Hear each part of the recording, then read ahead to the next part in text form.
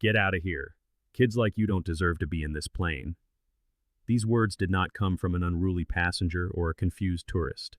They echoed in the atmosphere from a pilot, a professional, someone you are supposed to trust with your life at 30,000 feet.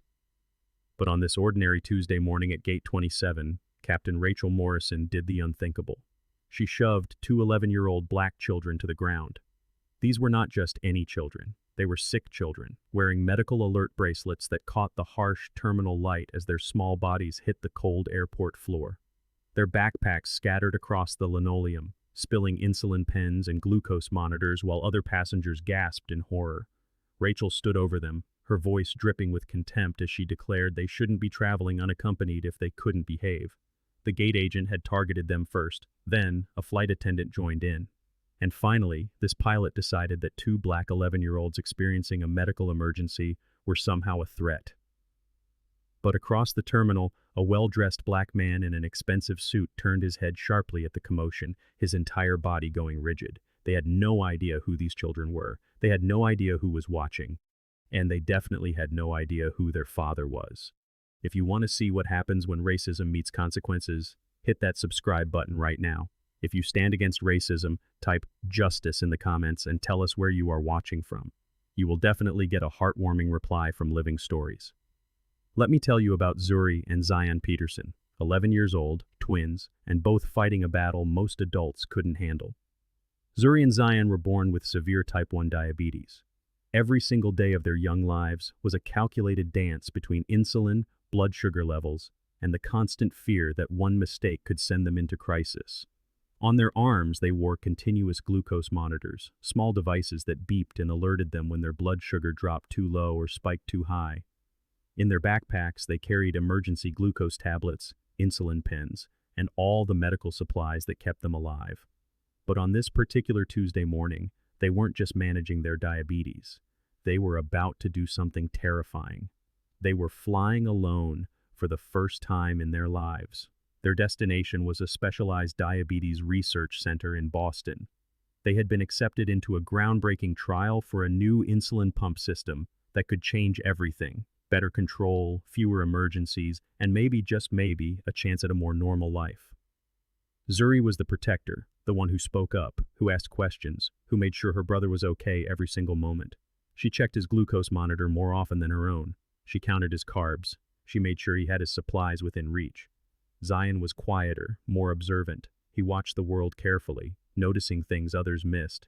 And while his sister fought their battles out loud, he fought his silently, with a strength that belied his small frame. 2 years ago, these twins lost their mother to complications during what should have been a routine surgery. One day she was there, kissing them goodnight. The next day, she was gone. Their father, James, was left to raise them alone. He threw himself into work, not because he didn't love them, but because he loved them desperately. Medical technology for two diabetic children wasn't cheap. Insulin wasn't cheap. The glucose monitors, the specialists, the emergency room visits when things went wrong, it all added up. So James worked and worked and worked, building something that would secure their future, even as he missed soccer games and parent-teacher conferences.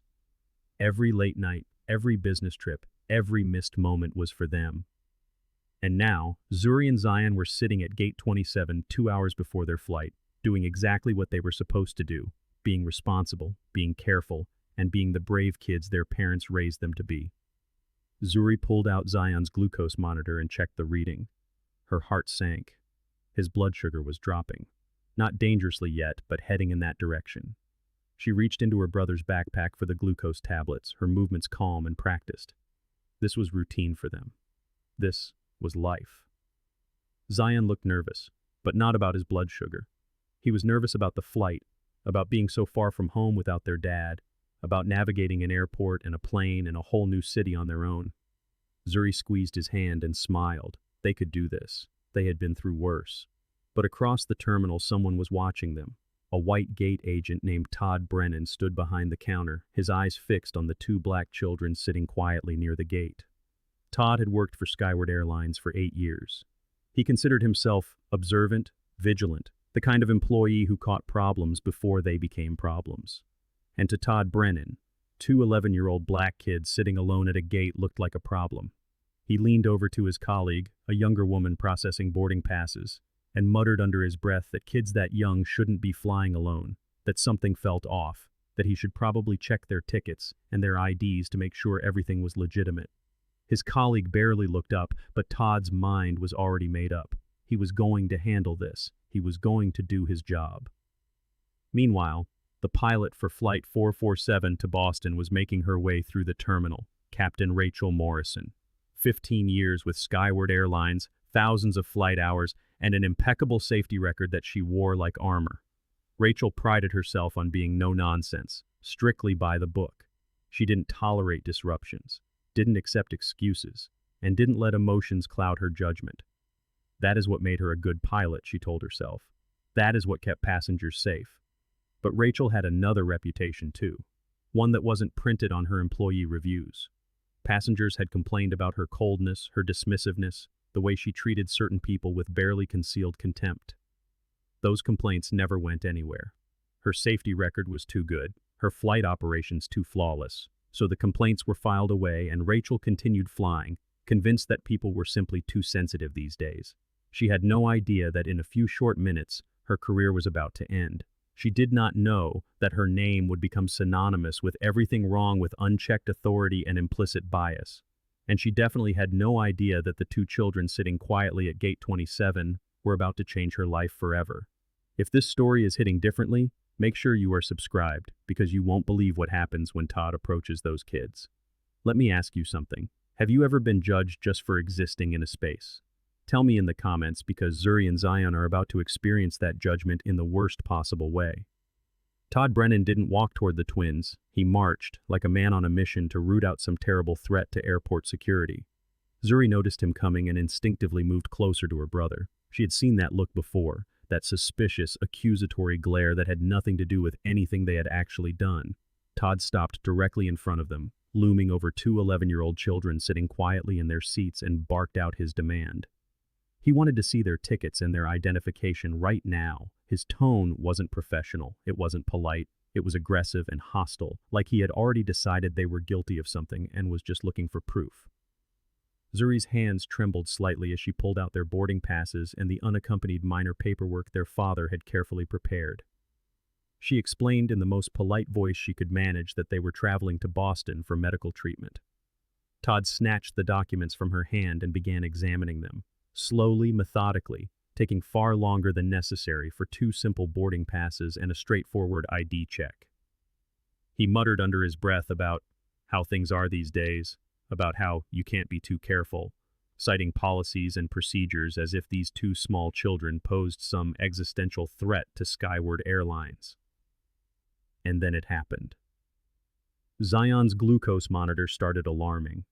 It was the sound every diabetic dreads, the sound that means your blood sugar is dropping into dangerous territory and you need to act fast. Zuri immediately turned to her brother. She could see it in his face, the slight glaze in his eyes, the way his skin was getting pale, the small tremor in his hands.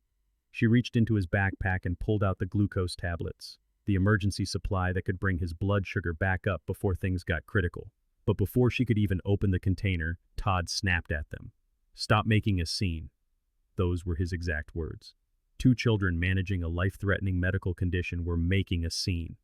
Zuri tried to explain. Her voice was still respectful, still calm, even though panic was rising in her chest. She told Todd that her brother was diabetic, that his blood sugar was dropping, and that she needed to give him these tablets right now. Todd didn't care. He was still examining their boarding passes like he was decoding enemy intelligence. Other passengers were starting to notice. A woman with a laptop, a businessman with his coffee, a young couple waiting to board. They all watched as this grown man harassed two small children who were clearly in distress. And then it got worse. A flight attendant approached. Her name was Amber Hutchins, and she had been with Skyward Airlines for 6 years. She walked up to Todd with a concerned expression and asked if these two were causing problems. Not these children, not are they okay, but these two, as if Zuri and Zion were objects, obstacles, problems to be dealt with. Zuri's voice cracked as she explained again. "My brother is diabetic. His blood sugar is dropping. He needs his glucose tablets, please." Amber looked at the glucose monitor beeping its urgent warning. She looked at Zion, who was now visibly struggling, and then she said something that would haunt Zuri for years to come. They should have eaten before coming to the airport. As if type 1 diabetes was something you could prevent with a snack. As if an 11-year-old child's blood sugar crisis was simply poor planning. Zion started to look worse. His face was pale, almost gray. His hands were shaking uncontrollably now. Sweat beaded on his forehead even though the terminal was cool. He tried to speak, tried to tell his sister he didn't feel good, but the words came out slurred and confused. Zuri's panic exploded into desperation. Her voice rose, no longer polite, no longer calm. She was begging now, begging these adults to let her help her brother before he passed out, before his blood sugar dropped so low that glucose tablets wouldn't be enough and they would need an ambulance. But Todd heard a young black girl raising her voice to airport staff, and that was all he needed to hear. He accused Zuri of being aggressive and disrespectful. He said she was creating a disturbance and that he wouldn't tolerate this kind of behavior. A few passengers couldn't stay silent anymore. A woman's voice cut through the tension, telling Todd to back off and let the girl help her brother. A man stood up and said this was ridiculous, that anyone could see the boy was sick, but Todd was committed now. He had started this, and admitting he was wrong wasn't in his vocabulary. He pulled out his radio and called for security. His voice was official and authoritative as he reported that 2 minors were being disruptive at Gate 27, and he suspected their travel documents might be fraudulent. He actually said that, because 2 black children with legitimate tickets were clearly too suspicious to be real. Amber backed him up immediately. She expressed concern, in her most professional flight attendant voice, about these unaccompanied minors traveling without proper supervision, as if their father hadn't filled out every form, made every arrangement, and ensured every detail was handled correctly. Zion slumped in his chair. His eyes were barely focusing now. His glucose monitor was screaming its alarm, and his sister was trapped between trying to help him and being accused of attacking airport staff.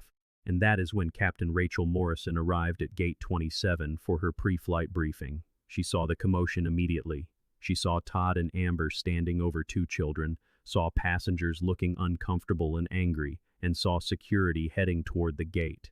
Amber rushed over to Rachel and pulled her aside. In low, urgent tones, she characterized the twins as difficult and suspicious. She said they had been causing problems and refused to cooperate with staff instructions. She painted a picture of 2 unruly children who couldn't handle flying alone. She didn't mention the diabetes. She didn't mention the medical emergency. She didn't mention that they had done absolutely nothing wrong.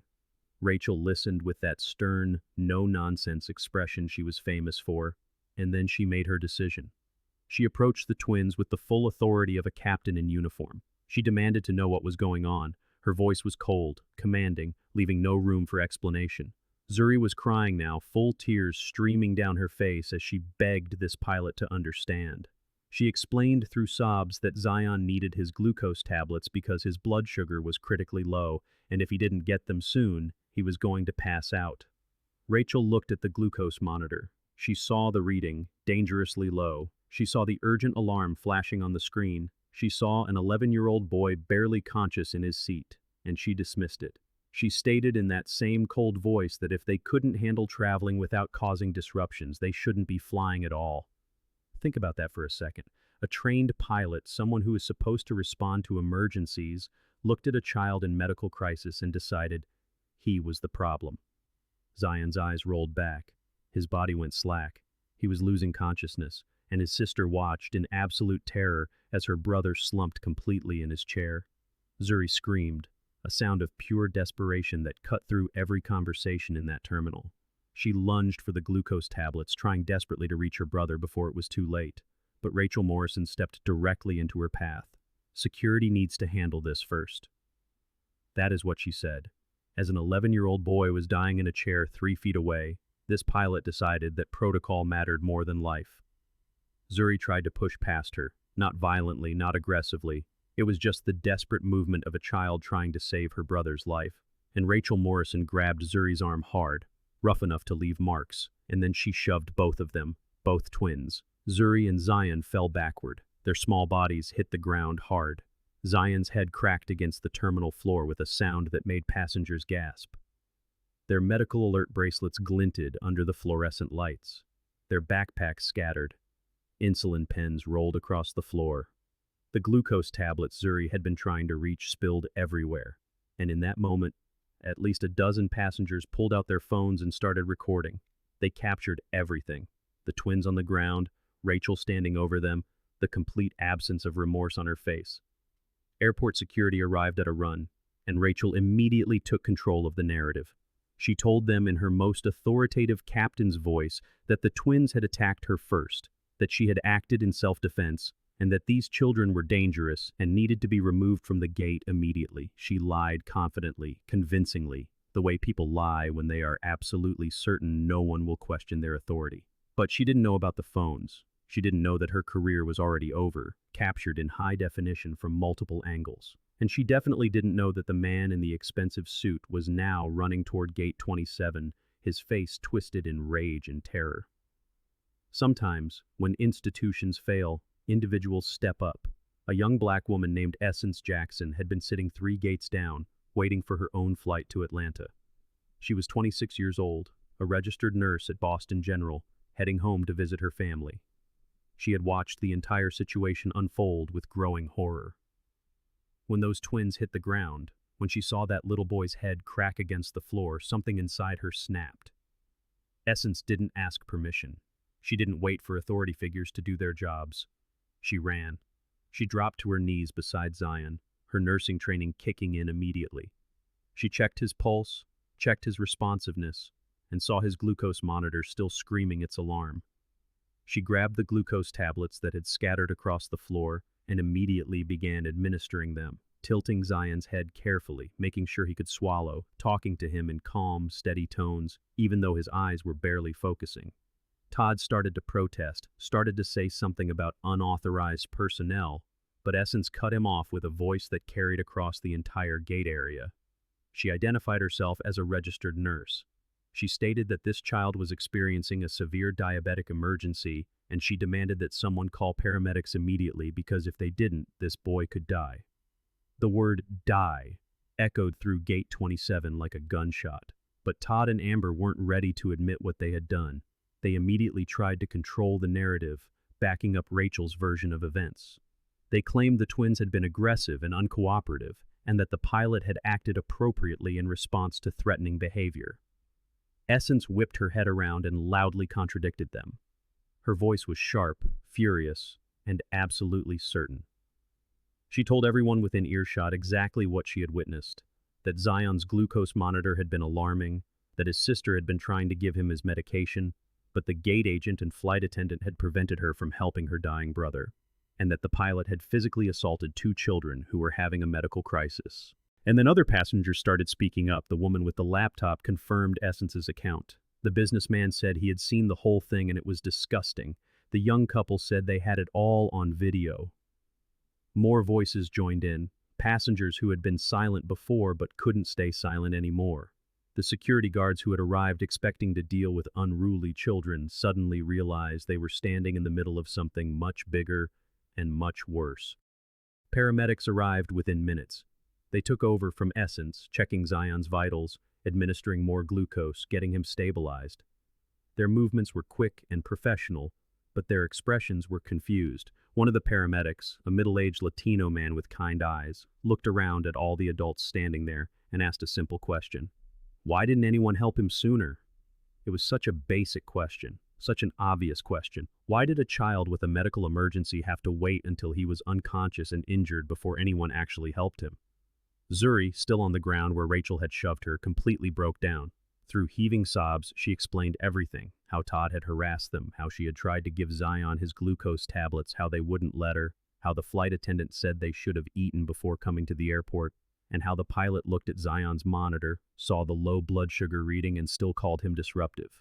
The paramedics exchanged glances, the kind of glances that said they had seen this before. They knew exactly what had happened here. And through all of this, Rachel Morrison stood there with her arms crossed, her face completely impassive. No remorse, no concern, no humanity. When someone asked if she had anything to say, she stated clearly that she had followed protocol for unruly passengers, that she had acted appropriately given the circumstances, and that if the twins couldn't handle air travel, that wasn't her responsibility. Even with an 11-year-old boy being treated by paramedics at her feet, she remained incapable of admitting she had done anything wrong. The paramedics managed to stabilize Zion enough for him to sit up. His blood sugar was slowly climbing back to safer levels, yet he remained disoriented, throbbing with pain from the blow to his head, and absolutely terrified. Zuri crawled across the floor to her brother, wrapping her arms tightly around him.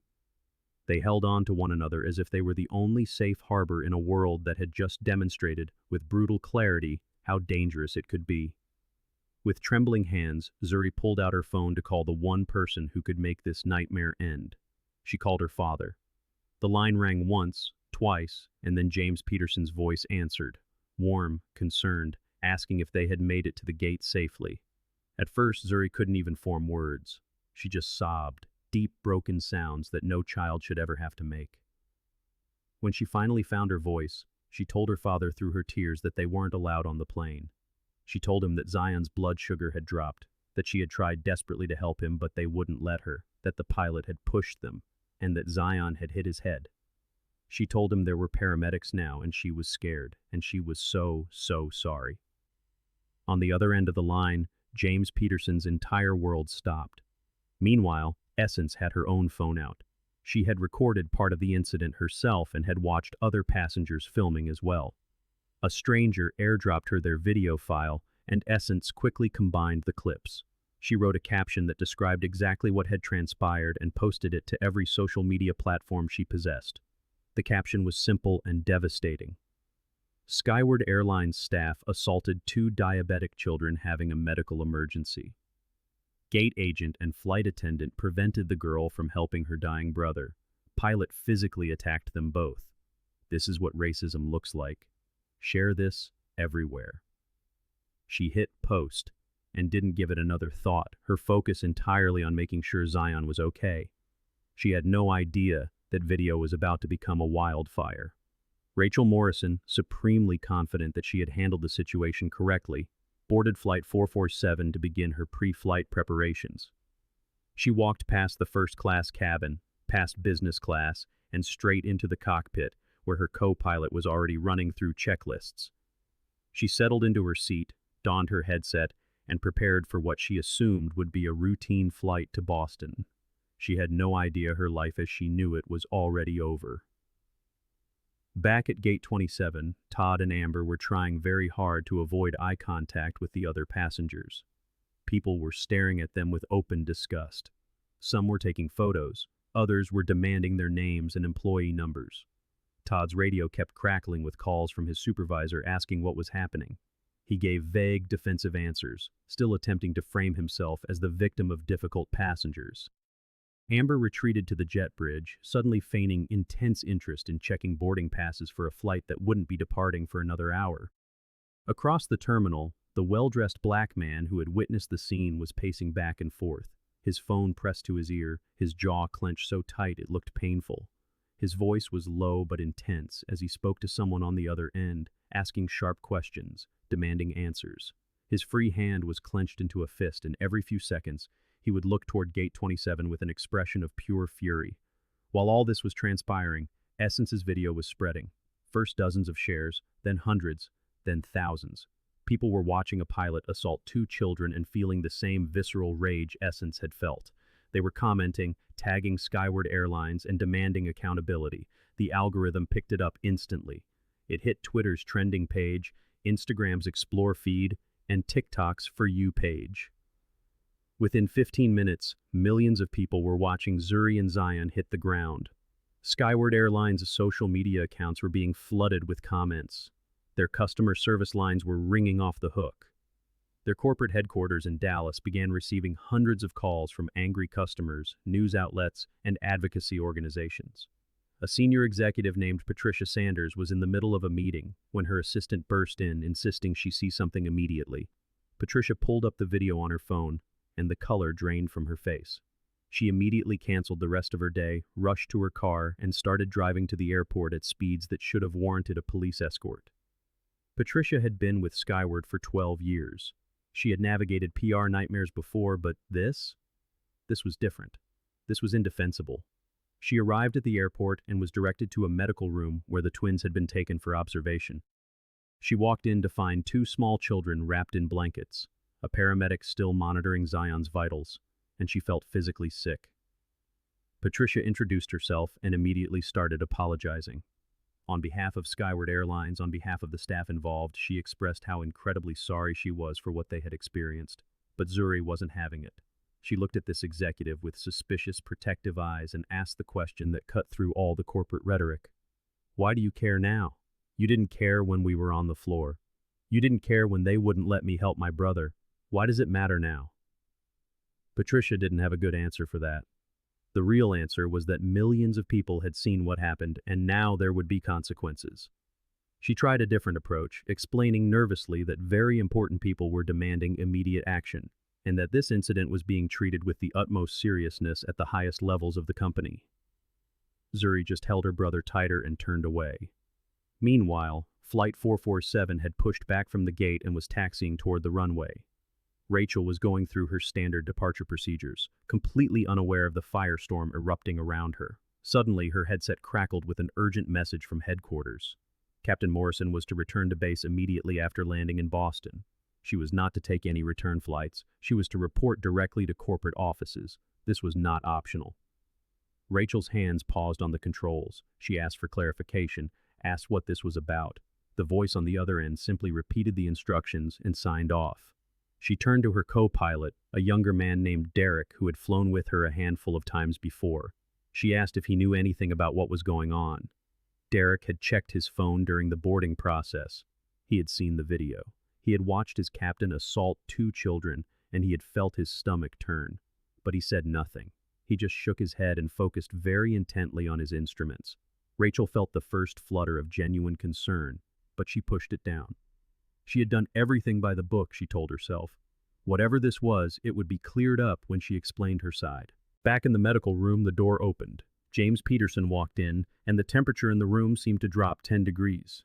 He was 6 feet tall, dressed in an immaculate charcoal suit that probably cost more than most people's monthly rent. His shoes were polished to a mirror shine. His watch was subtle but clearly expensive. Everything about him screamed power, wealth, and success. But none of that mattered in this moment, because his face was twisted with emotions that money couldn't hide. Rage, heartbreak, guilt, fear. His eyes locked onto his children, and in 3 long strides, he was across the room, dropping to his knees beside them. James Peterson was the CEO of Quantum Technologies, one of the fastest-growing tech companies in America. His company had developed breakthrough AI systems used by Fortune 500 companies worldwide. He employed over 5,000 people. His personal net worth was estimated at over $2 billion. He sat on the boards of 3 major corporations. He advised senators on technology policy. He had been featured on the cover of Forbes, Time, and Fortune. And none of it, absolutely none of it, had protected his babies. His hands were shaking as he reached for Zuri and Zion. They threw themselves into their father's arms, and all 3 of them held each other like they would never let go. James was saying he was sorry, over and over again. He was sorry he wasn't there, sorry he couldn't protect them, sorry they had to go through that alone. Zuri and Zion were crying into their father's expensive suit, leaving tear stains and medical tape residue, and James didn't care about any of it. He held his children and felt the full weight of what it meant to be a black parent in America. To do everything right, to have all the money and power and success in the world, and still watch your children be brutalized because someone looked at them and saw a threat instead of babies who needed help. Patricia Sanders stood frozen in the corner of the room. She had known this was bad, but she hadn't known who these children were. James Peterson. The James Peterson, board member, major shareholder, one of the most powerful men in corporate America, and Skyward Airlines had just assaulted his children. Patricia felt her career flash before her eyes, but more than that, she felt the crushing weight of knowing that her company had failed these kids in the most fundamental way possible. James finally pulled back slightly, his hands cupping his children's faces, checking them over. He examined Zion's head where he had hit the floor. He looked at the marks on Zuri's arm where Rachel had grabbed her. His voice, when he spoke, was quiet, dangerously quiet. He asked them to tell him everything, every single detail, and he promised them that the people who did this would face consequences. not because of who he was, but because what they did was wrong. As Zuri began recounting the story again, as she described Todd's suspicion, Amber's dismissiveness, and Rachel's violence, James Peterson's expression hardened into something that would have terrified anyone who saw it. He pulled out his phone and made a call. When the person on the other end answered, James said 6 words that would change everything. "Richard, we need to talk. Now." If you are following this story, pay close attention, because the reckoning is about to begin. James Peterson sat in that medical room with his children in his arms, and he pulled out his phone with a hand that was still trembling with barely controlled rage. He scrolled through his contacts and found a name he had called dozens of times over the years for business matters, charity events, and board meetings. Richard Caldwell, CEO of Skyward Airlines. The phone rang twice before Richard picked up, his voice cheerful and warm. "James, good to hear from you. How's the quarter looking for Quantum?" "Business as usual." Friendly colleague talk. Richard had no idea what was coming. James's voice when he spoke was cold, colder than Richard had ever heard it. "Richard, your airline just assaulted my 11-year-old children." There was a beat of silence on the other end, the kind of silence that happens when the brain tries to process words that simply don't make sense. "I'm sorry. What?" And then James explained. In precise, controlled detail, he described what had happened at Gate 27. He detailed how a gate agent had harassed his children, how a flight attendant had dismissed a diabetic emergency, and how one of Richard's pilots had physically shoved 2 sick kids to the ground while they were having a medical crisis. He described watching video footage of his son's head hitting the terminal floor, of his daughter being grabbed and thrown like she was garbage. With each sentence, Richard Caldwell's tone changed. The cheerfulness died. Horror crept in. By the time James finished speaking, Richard's voice was shaking. "James, my God, where are they? Are they okay? Where are you?" James told him they were still at the airport, that Zion had been treated by paramedics, but they had missed their flight to Boston for a critical medical trial. He explained that his children were traumatized, hurt, and asking him why those people hated them. And then James dropped the information that made Richard's blood run cold. "Richard, I've been on your board of directors for 3 years. I hold significant shares in this company. But right now, I'm not calling you as a board member. I'm calling you as a father whose children were nearly killed by your employees' racism and negligence." Richard was already moving, grabbing his keys, telling his assistant to cancel everything for the rest of the day. He promised James immediate action. He promised a full investigation. He promised that the people responsible would be held accountable. James's response was ice. "They better be." While Richard was racing to his car, James made another call, this one to his head legal counsel at Quantum Technologies. He gave instructions in that same cold, precise voice. "Prepare lawsuits against Skyward Airlines and every staff member involved." He wanted charges filed, civil suits, criminal complaints if possible. He wanted their employment records, their training records, and every passenger complaint ever filed against them. His legal team had heard James angry before, but never like this. Meanwhile, the video that Essence had posted was now a phenomenon, surpassing 5 million views and climbing. It was on the news. CNN had picked it up. MSNBC, Fox News, and local stations across the country were running the story. Pilot assaults diabetic children was trending nationwide. Civil rights organizations were issuing statements. Diabetes advocacy groups were demanding answers. The NAACP had released a formal condemnation. Celebrities were sharing the video. Athletes were commenting. Politicians were calling for investigations. Skyward Airlines' stock price had dropped 3% in the last hour alone. And Captain Rachel Morrison's flight was touching down in Boston, completely unaware that her entire world had collapsed while she was in the air. She taxied to the gate, went through her standard shutdown procedures, and prepared to disembark. But before she could even unbuckle, there was a sharp knock on the cockpit door. 2 corporate security officers stood there with grim expressions. Captain Morrison was needed for an urgent meeting. They would escort her directly to a conference room. Her belongings would be collected and sent to her later. Rachel's confusion was starting to turn into real concern now. This wasn't standard procedure. This wasn't how things worked. She asked what this was about. The security officers exchanged glances and simply repeated that she needed to come with them immediately. As she walked through the terminal, Rachel noticed people staring at her, actually pointing. She heard someone whisper, "That's her. That's the pilot from the video." What video? She thought.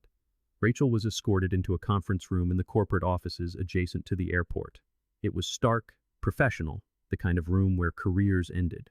She sat down, still in her pilot's uniform, still convinced that once she explained everything, this would be resolved. She had no idea that in a room 2 floors up, Todd Brennan was sitting alone under observation, or that in another room, Amber Hutchins was crying and asking what was happening. They had been summoned separately, isolated, standard protocol when an investigation was serious. Back at the terminal, Richard Caldwell's car screeched into the executive parking area. He had made a 30-minute drive in 18 minutes. He found Patricia Sanders, who led him to the medical room where James was still sitting with his children. Richard Caldwell was a tall man, silver-haired, usually confident and commanding. But when he walked into that room and saw 2 small children wrapped in blankets, one with a bandage on his head, both with tear-stained faces, he looked like someone had punched him in the stomach. He approached slowly, respectfully. He knelt down so he was at eye level with Zuri and Zion, and he apologized. He told them directly that what happened to them was wrong, that his employees had failed them in the worst possible way, and that he was personally going to make sure there was accountability. Zuri looked at this powerful CEO apologizing to her, and she asked the same question she had asked Patricia. Why didn't anyone help us when we needed it? Richard didn't have an answer for that. Because the real answer, the one everyone in that room knew but couldn't quite say out loud, was racism, implicit bias, the assumption that 2 black children were a threat instead of kids who needed help. James stood up, his hand resting protectively on Zion's shoulder. His voice was quiet but carried absolute authority. Apologies aren't enough, Richard. My children could have died. Zion's blood sugar dropped to critical levels. He hit his head hard enough that the paramedics are recommending a CT scan, and your pilot stood there and watched it happen. Worse than watched. She participated. She caused it. Richard nodded. He understood. He promised James that justice would be served. 20 minutes later, Richard Caldwell walked into the conference room where Rachel Morrison had been waiting. He wasn't alone. Susan Mills, Skyward's HR director, was with him. So was the company's head legal counsel. It was the kind of team that shows up when things are irreversibly bad. Rachel sat up straighter, her captain's authority kicking in. She was ready to explain, ready to defend her actions. Richard took a seat across from her and asked her to explain what happened at Gate 27. He told her to tell her side without interruption. And Rachel did. She described receiving information from gate staff that 2 unaccompanied minors were being disruptive. She explained that when she arrived, the children's sister was being verbally aggressive with airline personnel. She stated that she had assessed the situation and determined that the passengers posed a safety risk. She described how the girl had physically pushed her and how she had responded appropriately to neutralize the threat. Neutralize the threat. Those were her actual words about an 11-year-old girl trying to save her brother's life. Richard listened without expression. When Rachel finished, he pulled out a tablet and set it on the table. He pressed play. The video started, featuring multiple angles spliced together from passenger phones. It was crystal clear footage of everything that had actually happened. There was Zion's glucose monitor beeping its urgent alarm. There was Zuri trying to give him glucose tablets. There was Todd Brennan demanding their documents. There was Amber Hutchins dismissing a medical emergency. And there was Rachel Morrison looking at a dying child and calling him disruptive. There was Rachel physically blocking Zuri from helping her brother. There was Rachel grabbing an 11-year-old girl's arm hard enough to leave marks. There was Rachel shoving both children backward. There was Zion's head hitting the floor. The video played in complete silence. Rachel's face went from defensive to confused to pale to absolutely bloodless. She watched herself do things she had convinced herself hadn't happened that way. She heard herself say things that sounded monstrous in replay. The video ended. Richard let the silence hang in the air for a moment. Then he spoke. Captain Morrison, do you know whose children those are? Rachel shook her head. Her voice came out hoarse. No. Those are James Peterson's children. Rachel's brow furrowed. The name sounded familiar, but she couldn't place it. Richard's next words made her entire world implode. James Peterson, CEO of Quantum Technologies, member of the Skyward Airlines Board of Directors, one of the largest shareholders in this company, one of the most powerful executives in the country. Rachel's eyes went wide, The blood that had drained from her face didn't come back. She stammered something about not knowing, about not being informed, as if that mattered, as if any of it could be undone. Use this lesson to understand that actions have consequences, often far greater than we can perceive in the moment. The reckoning was here. As if the identity of the children's father had any bearing on whether assaulting them was wrong, the atmosphere in the room shifted the moment the conference room door opened. James Peterson walked in. He did not rush. He had no need to. His presence instantly filled the space, heavy and undeniable. He was still wearing his expensive suit, though his tie was now loosened, and his eyes, while red-rimmed from emotion, were absolutely focused. Rachel tried to stand. She tried to apologize, to say something, anything to fill the void. But James simply held up one hand and Rachel fell silent, cutting herself off mid-word as if she had been switched off. James sat down. He didn't yell. He didn't raise his voice. Instead, he spoke in measured, controlled tones that were somehow far more terrifying than screaming ever could have been. He described what it felt like to receive a phone call from his 11-year-old daughter, listening to her sob that people had hurt her brother. He spoke of hearing the sheer panic in her voice, of the crushing knowledge that his children were alone, scared and injured, and that he wasn't there to protect them. He spoke of Zuri and Zion losing their mother 2 years ago, and how they had been forced to grow up too fast, managing a serious medical condition with a maturity that most adults did not possess. He spoke of their bravery in taking this trip alone because they simply wanted to get better. He described the agony of watching the video, seeing his babies thrown to the ground by someone in a position of authority and trust. And then, he looked Rachel directly in the eyes and asked her a single devastating question. Would you have treated them that way if they were white? The silence in that room was deafening. Rachel's mouth opened, closed, and opened again. She wanted to say yes. She wanted to defend herself. She wanted to claim that race had nothing to do with it. But she couldn't, because everyone in that room, including Rachel herself, knew the answer. The silence was her answer. Richard spoke next, requesting that the other staff members involved be brought in. Todd Brennan entered first for a separate interview, facing the same line of questioning. Todd attempted to justify his actions, claiming the twins looked suspicious, that children of that age traveling alone raised red flags, and that he was merely doing his job by being vigilant. Richard asked him to define suspicious.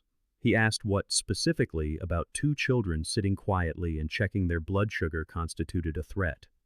Todd couldn't answer. Or rather, he could, but he knew any answer he gave would blatantly reveal his bias. Amber Hutchins was next. She wept through most of her interview, insisting she had been following Todd's lead, that she trusted the gate agent's assessment, and that she genuinely thought the children were being disruptive. When asked about dismissing Zion's medical emergency, Amber claimed she hadn't understood the severity, that she thought the kids were exaggerating. Then Susan Mills asked a simple, cutting question. Did you think they were exaggerating because they were black children? Amber's tears stopped instantly. She had no answer. Passenger statements were entered into the record, providing accounts from multiple eyewitnesses who had watched the entire incident unfold. Essence Jackson's detailed nurse's account of what she had observed established an irrefutable timeline. The video evidence was undeniable. The racism, while never explicitly stated by the staff, was obvious in every action, every assumption, and every decision. Richard Caldwell stood up. His voice was now formal, stripped of any warmth. Captain Rachel Morrison, effective immediately, you are terminated from Skyward Airlines for assault, gross negligence, and conduct unbecoming of a company representative. Security will escort you from the premises. Rachel's 15-year career ended with one sentence. She tried to plead. She spoke of her perfect safety record, her years of service, her commendations and awards. James Peterson spoke for the second time, his voice cutting through her pleas.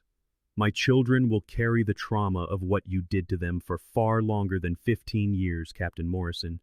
Your career is the least important thing that ended today.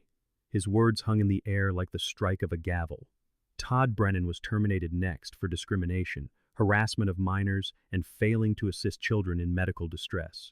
Amber Hutchins was terminated for the same reasons. All 3 attempted to argue, to explain, to salvage something from the wreckage, but James Peterson stood up, and his presence commanded silence one final time.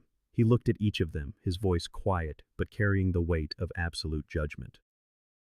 You saw two black children and assumed they were dangerous. You saw a medical emergency and assumed they were faking. You saw an 11-year-old girl begging to save her brother's life and assumed she was being aggressive. Your actions could have killed my son. He could have died on that airport floor while you stood there convinced you were doing the right thing. He paused, letting the reality sink in. I hope when you think about why you lost your careers today, you're honest enough with yourselves to admit why you really saw my children as threats. Because everyone else in this room already knows. James turned and walked out of the conference room without another word. Rachel, Todd, and Amber were escorted from the building by security. Their badges were collected, their access revoked, and their careers in aviation were effectively over. Outside, news vans were already parked at Skyward's corporate offices. Reporters were filing stories about the terminated employees, the viral video, and James Peterson's children. The story was everywhere, and it was far from over. Rachel Morrison walked out of Skyward Airlines corporate headquarters for the last time, flanked by security. Her pilot's uniform, once a symbol of authority and achievement, now felt like a costume. Reporters shouted questions at her.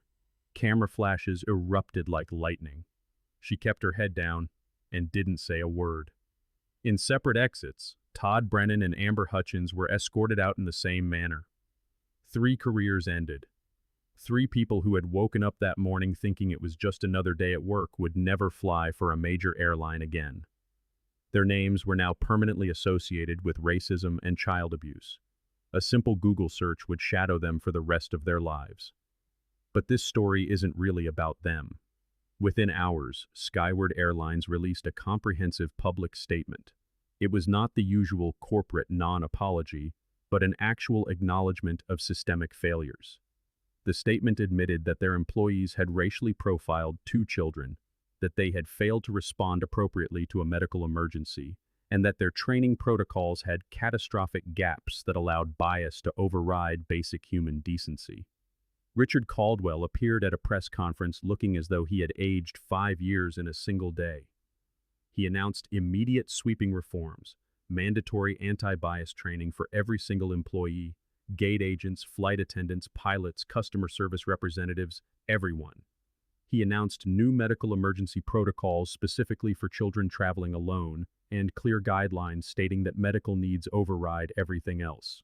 New systems would be implemented to flag passengers with medical conditions so staff could provide appropriate assistance rather than suspicion. Independent oversight committees were established to review complaints of discrimination, ensuring real consequences for employees who violated the new policies. It was more than PR. It was an acknowledgement that something was deeply broken, and fixing it would require more than firing 3 people. But before any of that could move forward, James Peterson had someone to thank. He found Essence Jackson still at the airport, having missed her own flight to Atlanta because she had stayed to give her statement to investigators and ensure Zuri and Zion were okay. James approached the young woman who had done what his airline's trained professionals refused to do. She had helped his children when they needed it most. He thanked her, not with corporate formality, but with genuine emotion. He told her that she had saved Zion's life, and that he would never forget what she did. Essence tried to wave it off, saying any nurse would have done the same, but James insisted. He asked about her career and her goals. Essence mentioned she was working on getting her nurse practitioner license, but the cost of continuing education was challenging. James pulled out his phone right there and made arrangements for Quantum Technologies to cover her entire continuing education, tuition, books, and living expenses during her studies, all of it. Essence tried to protest, but James was firm. His children were alive because of her. This was the least he could do. Essence's story didn't end there. What she witnessed that day changed her trajectory. She became an advocate for diabetes awareness and against discrimination in travel. She started speaking at nursing conferences about implicit bias in medical care. She worked with diabetes organizations to train healthcare workers on recognizing and responding to emergencies without prejudice. She became a voice for the voiceless, inspired by 2 11-year-olds who had needed an advocate when it mattered most. As for Zuri and Zion, they never made it to Boston on that commercial flight. Instead, James chartered a private medical plane with a full medical staff on board, providing every accommodation his children needed. He flew with them, holding their hands, ensuring they felt safe. The Diabetes Research Center in Boston was waiting for them. The trial had been delayed, but the doctors understood completely. The new insulin pump system was everything they had hoped for. Revolutionary technology that monitored blood sugar in real time and adjusted insulin delivery automatically. Zion and Zuri's diabetes management improved dramatically over the following months. There were fewer emergencies, better control, and more freedom to just be kids. But James knew his children had been lucky. Lucky that he had the resources to get them the best care, and lucky that he had the power to demand accountability. Most families dealing with pediatric diabetes didn't have those advantages. So James established the Zuri and Zion Foundation, named after his children and funded by a significant portion of his personal wealth. The foundation helped families afford medical travel for specialized treatments. It provided cutting-edge diabetes management equipment to children whose insurance wouldn't cover it. It funded research into making these life-saving technologies accessible to everyone, not just the wealthy. But James didn't stop there. He used his position on multiple corporate boards to push for change across the airline industry. He worked with United, Delta, American Airlines, and Southwest. He pushed for better policies, protecting children traveling with medical conditions. He advocated for training programs that addressed the specific ways racial bias intersected with medical emergencies, highlighting how Black and brown children experiencing health crises were more likely to be seen as disruptive rather than distressed. He made it his mission to ensure that what happened to his children never happened to anyone else's. 6 months after that terrible day at Gate 27, Zuri Peterson did something remarkable. She wrote a letter. Not a social media post, not a video statement, but an old-fashioned letter describing what she had experienced. A major newspaper published it on their front page. Zuri's words were simple, but devastating. She described what it felt like to watch her brother dying and be physically prevented from helping him. She talked about the confusion of being treated like a criminal when all she wanted was to save Zion's life. She wrote about how scary it was to realize that adults, people who were supposed to protect children, could hurt them instead. How she had always been taught to trust authority figures, and now she didn't know who was safe. She ended the letter with a question that haunted everyone who read it. Why did they look at us and see something to be afraid of? We were just kids who needed help. The letter went viral in a different way than the video had. It sparked conversations in schools, in homes, and in congressional hearings. Zuri's perspective, a child's view on adult racism, was more powerful than any academic analysis could be. Zion found his voice too in his own way. He started speaking at diabetes awareness events for children. He talked about living with a chronic condition, about the fear of emergencies, and about how it felt to have people not believe you when you said you were sick. Other kids with diabetes saw themselves in Zion. They felt less alone, less ashamed of their medical needs, and more willing to advocate for themselves. Zion became a symbol of resilience. This quiet 11-year-old who had been literally knocked down but got back up and decided to help others not feel as scared as he had been. The incident at Gate 27 became more than just a viral moment. It became a case study. Medical schools used it to teach about implicit bias in emergency response. Corporate training programs used it to illustrate how assumptions based on race can have life-threatening consequences. Rachel Morrison's name appeared in textbooks and training videos, not as a villain exactly, but as a cautionary tale. An example of how even people who consider themselves professional and unbiased can make catastrophic decisions when prejudice goes unchecked. Todd and Amber's actions were dissected in customer service training across industries as examples of what not to do. How assumptions can blind you to reality, and why policy must never override basic human compassion. The story reached far beyond aviation. It sparked national conversations about how Black children are perceived in public spaces, about how medical emergencies are treated differently depending on who is experiencing them, and about the responsibilities of people in positions of authority. A year after the incident, James Peterson sat down for an interview with a major news network. The interviewer asked him what he wanted people to take away from what happened to his children. James was quiet for a moment, choosing his words carefully. My wealth and position shouldn't have been necessary for my children to receive basic compassion, he said. They're 11 years old. They were having a medical emergency. That should have been enough. The fact that I had to be a billionaire CEO on the company's board for anyone to care, that's the problem we need to fix. He paused, his voice thick with emotion. Every child deserves to be seen as someone's precious baby, not as a threat, not as a problem to be managed, as a child who matters. My kids matter because they're kids, not because of who their father is. The interviewer asked what gave him hope. James smiled for the first time in the interview.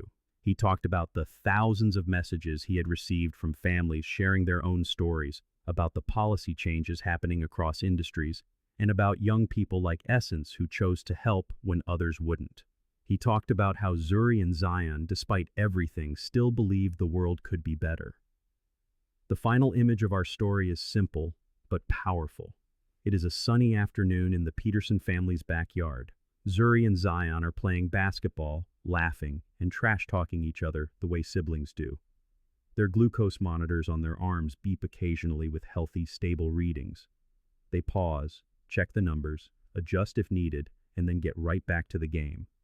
They are just kids being kids, possessing all the resilience, strength, and joy that children hold, even after experiencing trauma. James watches them from the patio, a cup of coffee in his hand and an expression akin to peace on his face.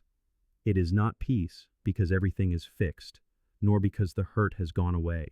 It is peace because his children are alive, because they are healing, because they are using what happened to them to make things better for others.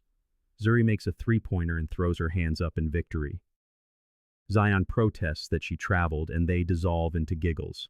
Their medical alert bracelets catch the sunlight, glinting the same way they did when they hit that airport floor. But now, those bracelets represent something different, not vulnerability that others exploit, but strength that others recognize and respect. James watches his children play, and he makes a silent promise. He will keep fighting, keep pushing for change, and keep demanding that systems designed to harm are rebuilt to protect. Not just for Zuri and Zion, but for every child who deserves to move through the world without fear. Every family that deserves dignity. Every person who has been told their pain doesn't matter. Because if two 11-year-olds can survive what they survived and still choose hope, then the rest of us can do the work to make sure their hope isn't misplaced. That is where this story ends. Not with revenge, not with bitterness, but with two children playing basketball, healthy and strong, while their father watches and remembers that love is always more powerful than hate. And somewhere across the country, gate agents, flight attendants, and pilots are learning from what happened. Some because they are required to, others because they genuinely want to do better. Change doesn't happen overnight, but it happens one policy at a time, one conversation at a time, one person choosing to see children as children, regardless of the color of their skin. Zuri and Zion Peterson taught the world that lesson the hard way. If you enjoyed this story, please like, subscribe, and share it with others so they can learn too. See you in our next video.